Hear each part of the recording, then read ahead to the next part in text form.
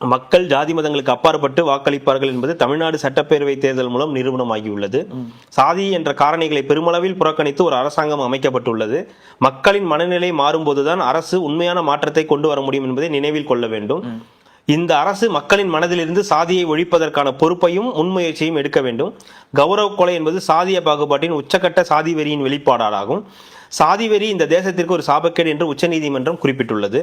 ஒருவர் எவ்வளவு சக்தி வாய்ந்தவராக அல்லது சலுகை பெற்றவராக இருந்தாலும் ஒவ்வொருவரும் ஏதோ ஒரு வடிவத்தில் சாதி வெறியில் உள்ளனர்.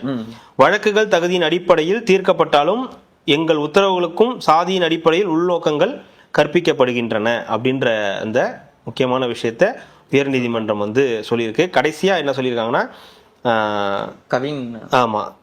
கவின் ஆணவ படுகொலை வழக்கில் சுர்ஜித்தின் தந்தைக்கு நிபந்தனை ஜாமீன் வழங்கி உத்தரவிட்ட நீதிபதி புகழேந்தி அப்படின்னு பாராட்டி இருக்காங்க.